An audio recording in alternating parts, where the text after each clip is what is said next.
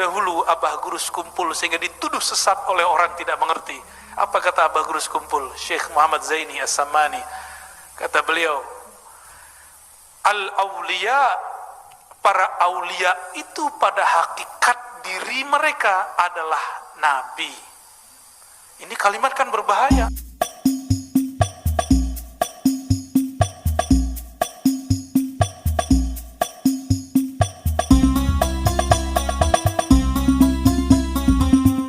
Ma'ruf dan mungkar, nah ini karakter umat Nabi Muhammad.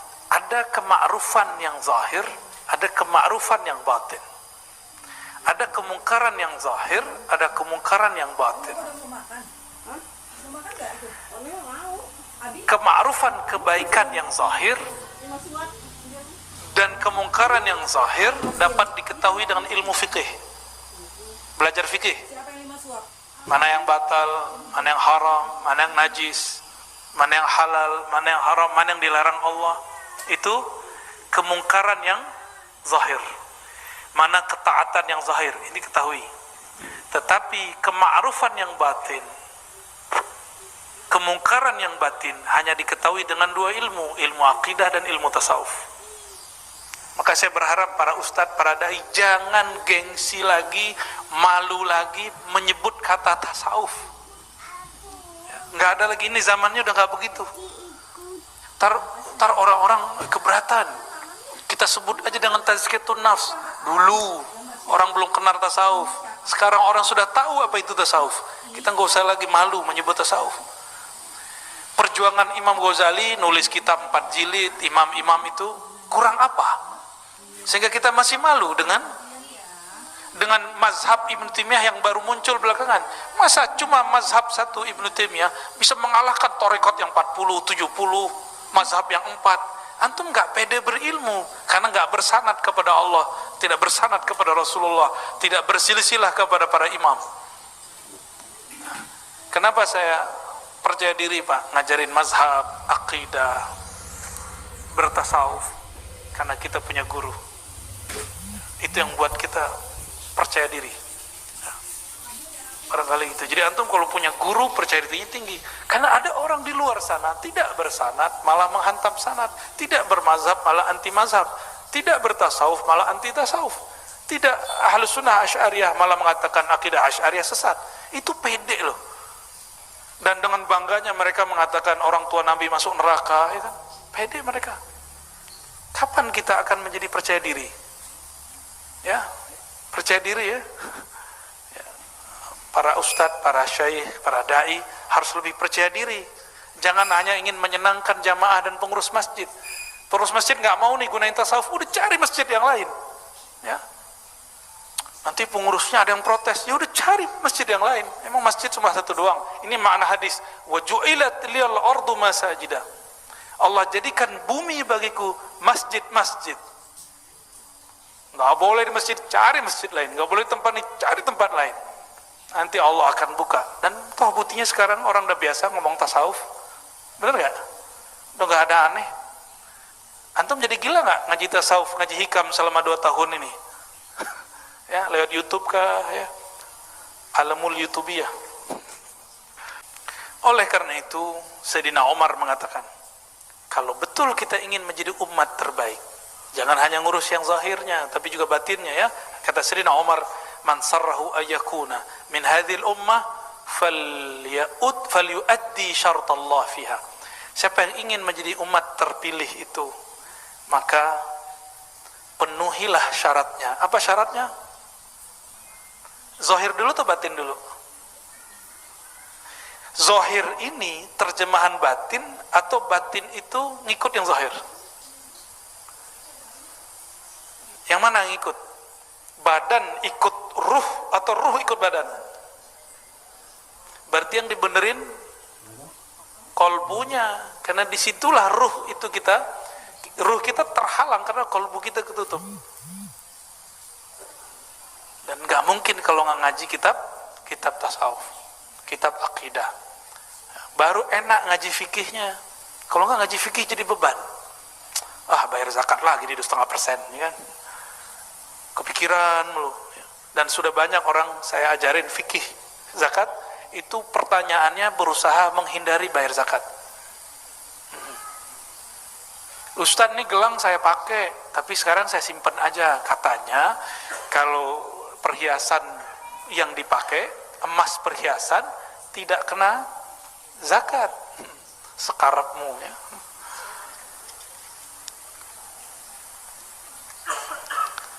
Dan di hadis Imam Bukhari disebutkan, la tazalu ta'ifatun min ummati zahirina 'alal haq la yadurruhum man khalafahum. Senantiasa muncul di umatku sekelompok orang, ini kalimatnya ta'ifah, bukan banyak, ta'ifah. Ta'ifah itu lebih kecil dari firqah. Jadi umat pecahannya firqah. Firqah lebih kecil lagi, namanya ta'ifah. Ta'ifah ini bahasa dari kata tawaf, orang yang jalan, berjuang, keliling, memperjuangkan alal haq. Mereka memperjuangkan al-haq. Coba perhatikan lafaznya, alal haq. Mereka bukan merasa hak, mereka berusaha memperjuangkan al-haq. Itu beda. Mereka tidak merasa benar, tapi memperjuangkan kebenaran. Dua hal yang beda, ya.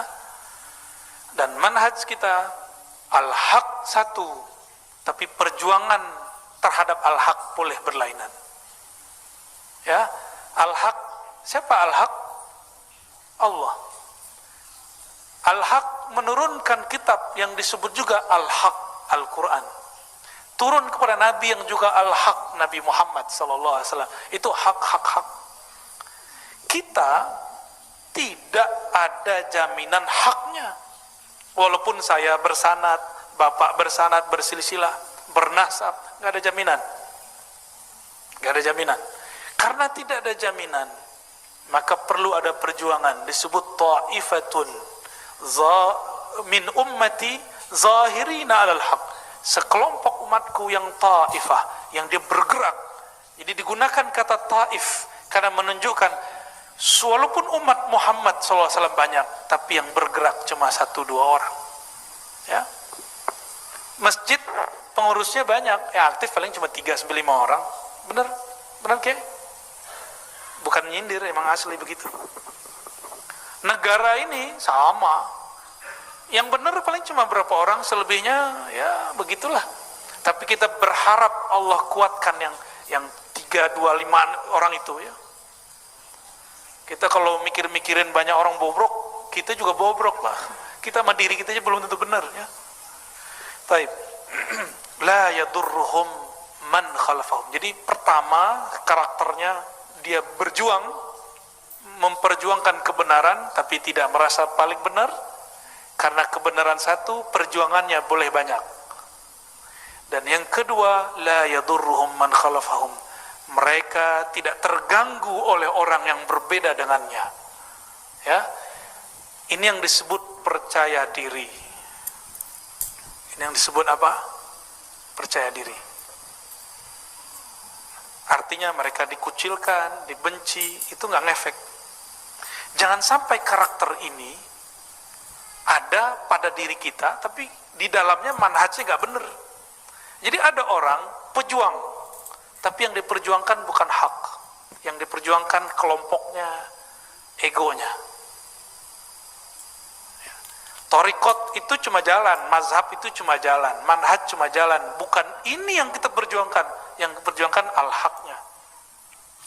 Jadi saya tidak berjuang untuk Imam Asy'ari, untuk Imam Bukhari, untuk Imam Syafi'i, enggak.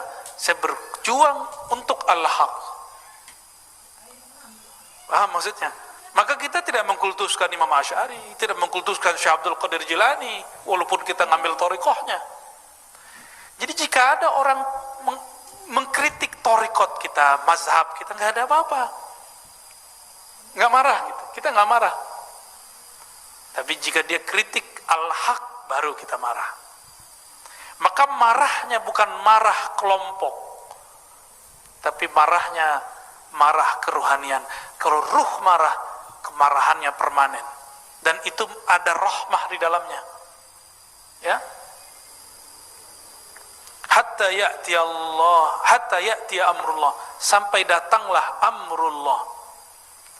Amrullah secara harfiah urusan Allah. Tapi kalau kembali ke surat yang ada di Quran, yas'alunaka kulir ruh min amri rabbi, katakanlah ruh adalah amru rabbi, rabbi Allah, ruh amrullah, hatta ya'tiya ruhullah. Siapakah ruhullah? Sayyidina Isa. Kalau ruhullah turun, berarti Imam Mahdinya sudah ada. Kita bukan ikut Nabi Isa, ingat, kita bukan ikut Nabi Isa. Ikut siapa? Ikut Al-Mahdi. Maka yang kita ikuti Al-Mahdi. Al-Mahdi ikut siapa? Ikut Nabi Muhammad sallallahu alaihi wasallam. Maka yang diikuti tetap Nabi Muhammad. Ini pemaknaan lain. Biasanya orang menartikan hatta ya'tiya amrullah, sampai datang kemenangan. Kemenangan itu abstrak. Apa tanda kebenaran? Jika yang Allah janjikan dua, Sayyidina Isa, Al-Mahdi, keluar, baru itu yang disebut amrullah. Ya, penerjemahan ini kita boleh berbeda, tapi ini yang saya dapat. Ya, barangkali mungkin nggak ada yang menerjemahkan begitu, Kiai. Ya, aliran sesatkah, Kiai? Fahuwa bayanu ibqa'i hadhihi syari'ah. Ini salah cetak ya, syairah. Syari'ah fil ummatil Muhammadiyah walau ala suratin dayiqah. Ya. وهذا بخلاف أهل الكتاب فإنه أعمل هذه الشعيرة وتناسوا مجاملة ورياء أو نفاقا واستبدالا الذي هو أدنى بالذي هو خير. Ya. Kita jangan seperti ahlu kitab yang dulu songong-songong, ya. Ketika datang ilmu baru dia tolak. Ada satu prinsip yang kita baca dari tadi, yang saya mulai dari awal, bahwa ilmu berkembang, pemahaman berkembang, tapi kebenaran dia tetap satu. Oke? Sekarang kita ngaji begini, ini proses keilmuan, ya. Dan saya tidak boleh merasa paling benar, apalagi yang jadi jamaah. Salah satu kesuksesan kami ngajar, jamaahnya, murid-muridnya tidak merasa paling benar di antara kelompok-kelompok yang lain.